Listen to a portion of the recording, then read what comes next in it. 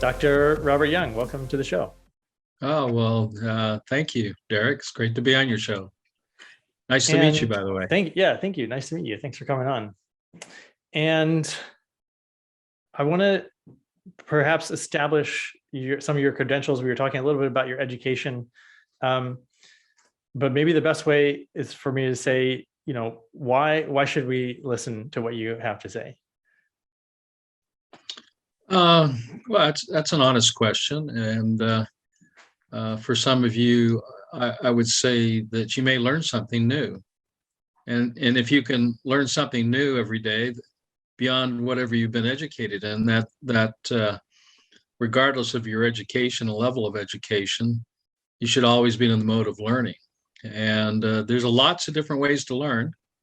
You can sit in a classroom, or you can travel around the world and literally experience that learning. So yeah, my areas of expertise in learning has been virtual, and has been being live and present in experiences. And I've always appreciated that, especially for my family, in teaching them, is taking them places so that they could actually see the world, taking them to Egypt, and seeing the pyramids, and going to the museums, going to London, and seeing the tower there, seeing not Uncle Ben, that's Rice, right? But Big Ben. I think we can call him Uncle Ben. Uncle Ben. I guess he's our grandfather or something. London, anyway. And I spent 2 years there, living there and experiencing life there. But so it's a variety of experiences, and I've really taught my children, to follow their passion. And for me, it was sport. It was being involved with amateur and professional sport up until the age of 29. And what was your sport of choice? It was tennis. Yeah. Ah. And it's my son said, "Hey, Dad, I want to thank you for teaching me tennis, because now I'm a pickleball pro." So that's so funny. So my dad's plays pickleball like 10 times a week. Yeah, well, he's a professional, and he's up there, and he says his tennis skills has made him, at least a better pickleball player. Of course, it is a different game than tennis, but it's great for people over 50, or even up to their 80s or 90s, because I call it dink tennis, but you kind of dink the ball over and back. But it can be pretty intense. My challenge with pickleball is just seeing the ball now. My mind is young, but sometimes my visual acuity is challenged. So, but I love sport. I love competition. I'm somewhat competitive, and but I've never really gone the norm. I spent my first year at the University of Utah, and then I went on an ecclesiastic mission for a couple of years. I came back and spent another year there under scholarship as a tennis amateur in one of the top ranked teams in the nation. And so some of the people I played tennis with and hung out with is like Roscoe Tanner and Stan Smith and Jimmy Connors, and there's others like that I could mention, but those are some of the few in the U.S. that people might remember. Mm-hmm. My coaches, Harry James and Jim Osborne. I mean, Jim Osborne played Wimbledon, but I did that professionally for some time. And when I retired, I was at 29, I was asking myself the question, what do I want to be when I grow up? So I don't know if you've ever asked that question. Maybe you're thinking, well, who wants to grow up? Let's just stay young. and Well, you energy. and I, it sounds like we had maybe similar trajectories. I was a pro cyclist, and pretty soon realized my natural talent wasn't going to get me very far. I was like in the lower half of Mhm. talent. Um, so that's, in my late 20s, I was like, oh, maybe I should go back to school.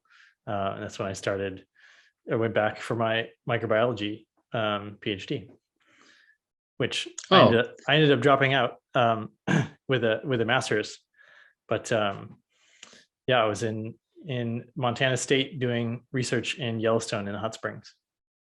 cool. Yeah, that's Just great. Well, you know, I, I've always had a microscope, even when I was young.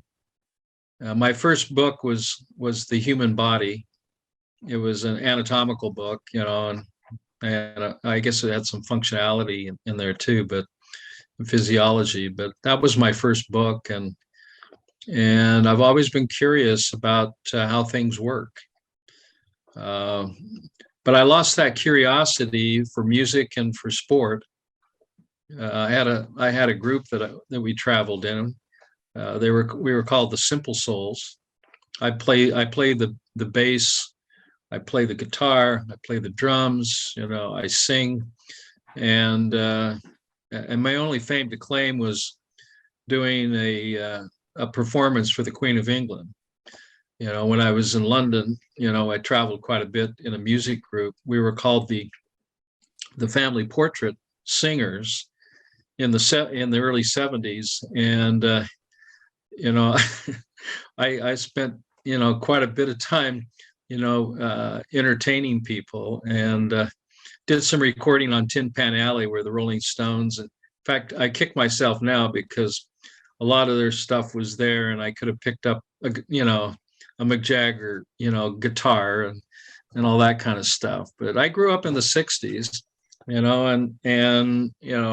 rock and roll was pretty lively back then, but I never did drugs. I wasn't into the drug scene. I was into being cognitive functionable, and really being in. I didn't want this out of body, loss of body experience. So I never did alcohol, never did any drugs of any kind, and it's still the case. hmm, I still have, I've never smoked, never drank alcohol, and never done psychedelics. drugs.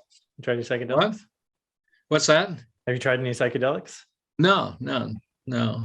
So, to enjoy life, I don't know that you need to do that.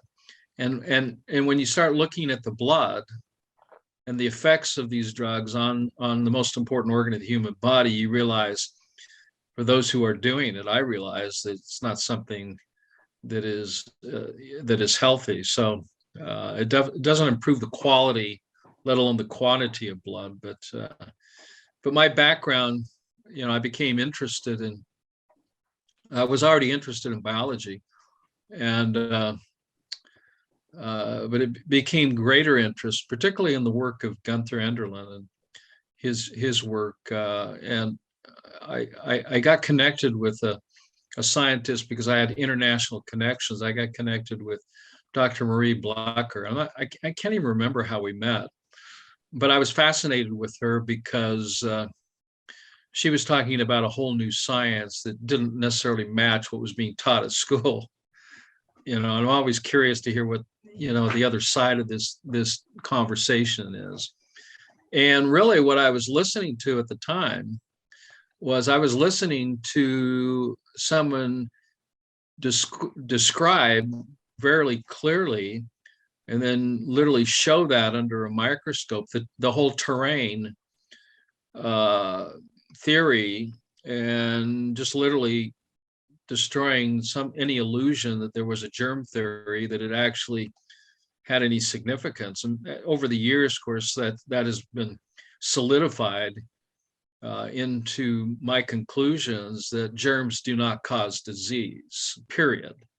The germs are the manifestation of cellular breakdown or transformation. And so what you're looking at are things like endotoxins, and what are fragmented cells that are broken down, that are being associated with germs. But I then realized that through my studies with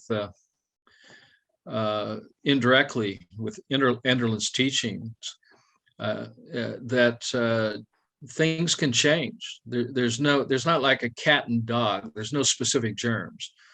There's just specific environments that can cause evolutionary transformation of matter, and that's what gives rise to these things we call germs. And so, yes, they're rods and round bacterias and yeast and mold, and these are just different stages of evolution of cellular transformation, and they appear as an effect rather than a cause.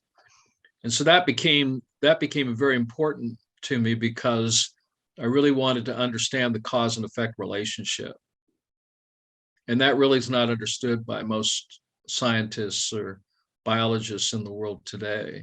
Unless you're a marine biologist, then you understand it perfectly, because they realize that what the fish are swimming in is, if it alters biochemically, that everything changes and dies. And somehow we have lost that particular concept, that the fish are only as healthy as the water they swim in. And if you take that to a cellular level, that the cell is only as healthy as the water it's bathed in. And I think that the guy that has come after some of my work is Bruce Lipton. He wrote a book called The Biology of Belief. Yeah. And you have to honor guys like that, because they're stepping outside the box, saying, hey, it's not about the genetics, it's about the epigenetics. And what I just said here is, it's not about the cell, it's about the environment in which the cell lives in. And so genetics doesn't determine your destiny.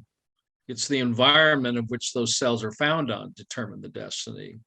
And germs are just the effect of, or an expression of, a polluted environment. And when you clean up the environment, then guess what? I think I would side with the Nobel Prize winner for medicine when he won the Nobel Prize posthumously. He discovered the life of a human cell, and he determined it was infinite.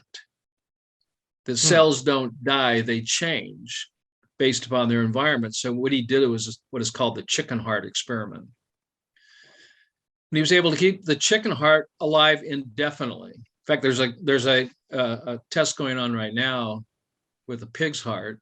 Could be a cow's heart, but anyway, a heart at the University of Minnesota, and they're keeping this heart alive, this pig's heart alive, and they're doing it by changing the environment and managing the environment in order to do that. So the heart lives, the chicken heart lives, and he received a Nobel Prize for his discovery on keeping organs, tissues alive for transplantation.